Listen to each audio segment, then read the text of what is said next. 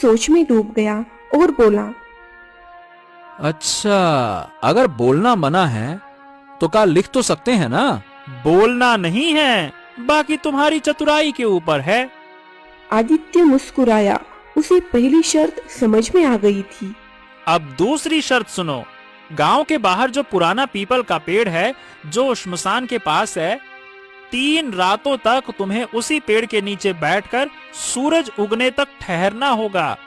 लेकिन याद रखना, किसी भी हाल में वहां से भागना नहीं। अरे लेकिन लोग कहते हैं कि वहां तो आत्माएं घूमती हैं। इसीलिए तो ये परीक्षा है, डर और विश्वास की। तीसरे दिन तुम्हें उस श्मशान की खुदाई करनी होगी। तुम्हें वहां पर एक मानव कंकाल की बड़ी सी हड्डी मिलेगी। तुम्हें उस हड्डी को सुरक्षित रखना है।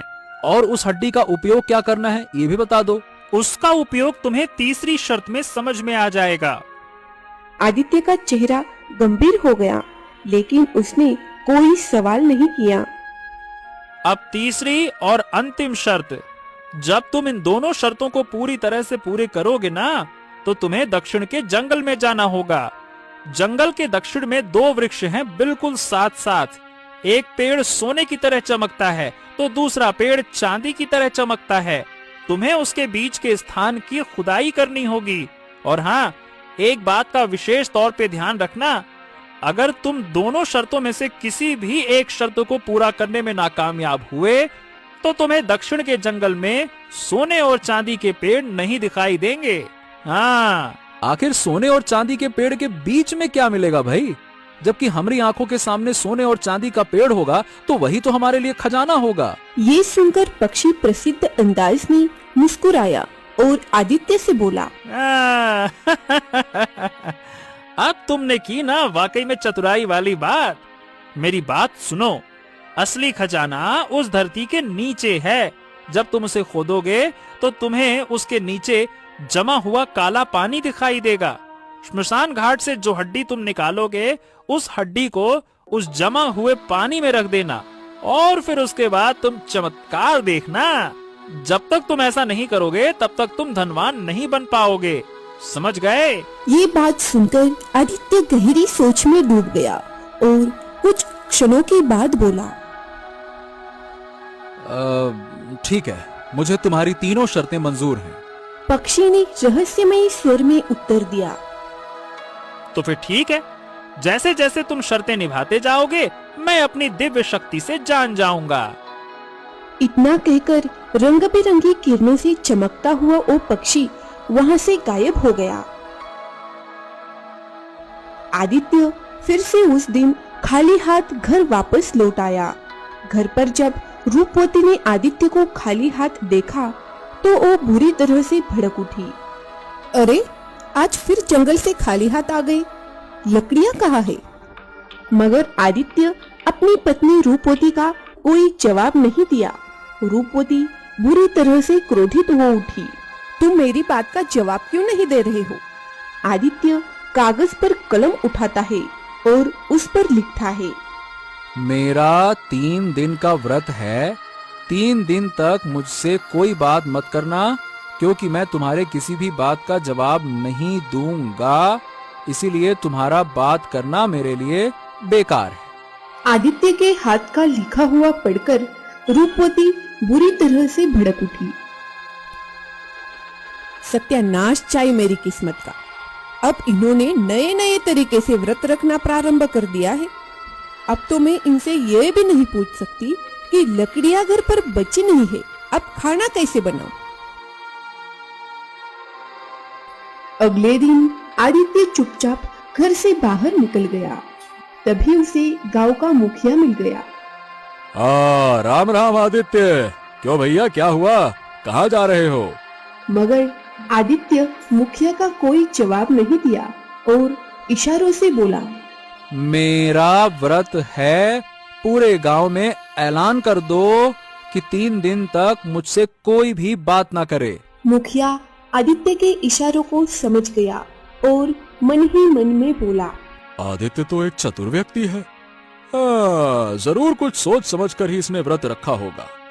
आदित्य भाई, तूने मेरी मदद की थी, इसीलिए मैं तुम्हारी मदद करूंगा। मुखिया ने पूरे गांव में ऐलान करवा दिया कि 3 दिन तक कोई भी आदित्य से बात नहीं करेगा। 3 दिन बाद आदित्य की पहली शर्त पूरी हो गई थी। अब आदित्य को शर्त का दूसरा हिस्सा याद आ गया। उसे गांव के शमशान घाट में स्थित पीपल के वृक्ष के पास बैठना था। रात के समय जब आदित्य स्मशान घाट की ओर जा रहा था कि तभी फिर उसे गांव का मुखिया मिल गया।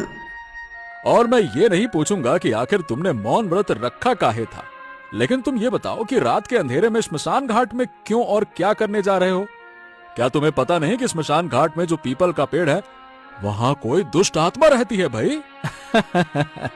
मुखिया जी, चाहे वहां पर कितनी भी बड़ी दुष्ट आत्मा क्यों ना रहती हो, मेरा कुछ नहीं बिगाड़ सकती। भाई आदित्य, तुम्हारी चतुराई मनुष्यों पर चल सकती है, दुष्ट आत्माओं पर नहीं। आप मेरी चिंता छोड़ दीजिए, मुझे कुछ नहीं होगा, निश्चिंत रहिए। चलिए अब मैं चलता हूँ। इतना कहकर आदित्य वहां से चल पड़ा। आदित्य लगातार 3 रातें स्मशान घाट में उस पीपल के पेड़ के नीचे बैठा रहा। स्मशान घाट का भयानक सन्नाटा, दूर से आती सियारों की आवाजें सब उसे डराने में नाकाम रही। तीसरी रात जब चांद आकाश में पूरा चमक रहा था, तभी आदित्य को जमीन के नीचे कुछ चमकती हुई वस्तु दिखाई दी। उसने बिना देर किए खुदाई शुरू कर दी थी। कुछ देर बाद उसे जमीन के अंदर एक मानव की हड्डी दिखाई दी। हाँ, अब तीसरी और अंतिम शर्त निभाने का समय आ गया है।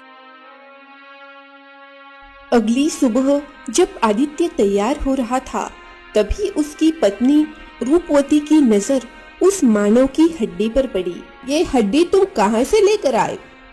आखिर तुम क्या कर रहे हो? 3 रातों से तुम घर पर भी नहीं सोए। मुखिया जी बता रहे थे कि तुम स्मशान घाट के पीपल के वृक्ष के नीचे रात भर बैठते हो। क्या ये हड्डी वहीं से निकाल कर लाए हो? आदित्य रहस्यमय अंदाज में अपनी पत्नी की ओर देखकर बोला, अरे भाग्यवान, तुम हमेशा मेरी चतुराई का मजाक उड़ाया करती थी ना। सुनो, आज जिस कार्य के लिए मैं जा रहा हूँ ना, अगर वो सफल हो गया तो विश्वास करो तुम्हारी सारी शिकायतें खत्म हो जाएंगी। ये सुनकर रूपवती बहुत बुरी तरह से चौंक गई। आखिर तुम क्या कर रहे हो? देखो, ये सच है कि जब मुझे गुस्सा आता है तो मैं ताने देती हूँ, लेकिन मुझे विश्वास दिलाओ कि तुम धन कमाने के चक्कर में कुछ उल्टा सीधा काम तो नहीं कर रहे। हम कल भी ईमानदार लकड़हारा थे, आज भी ईमानदार लकड़हारा ही हैं। अरे तुम हमेशा हमें ताना देती थी ना कि तुम्हारी चतुराई किस काम की। अब मैं जो भी धन कमाऊंगा चतुराई से कमाऊंगा, देखना तुम।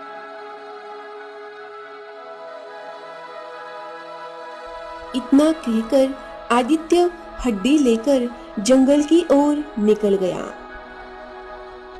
वो सीधा उसी पेड़ के पास गया जहाँ उसे वो बोलता हुआ पक्षी मिला था। उस पक्षी ने कहा था, दक्षिण दिशा का जंगल, यानी कि मुझे दक्षिण दिशा यहीं से तय करनी होगी।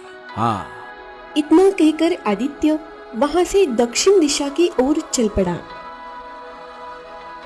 दोपहर तक वो लगातार चलता रहा। आदित्य थक हार कर चूर हो चुका था। तभी उसकी नजर एक ऐसे पेड़ पर पड़ी जो सोने की किरणों से चमक रहा था। आदित्य दौड़ता हुआ उस पेड़ के नजदीक जा पहुंचा। तभी उसकी नजर उसी पेड़ के ठीक सामने खड़े चांदी के एक और पेड़ पर पड़ी। अरे बाप रे बाप, पेड़ तो बचपन से देखते आ रहे हैं, लेकिन सोने और चांदी का पेड़ तो आज पहली बार देख रहा हूँ।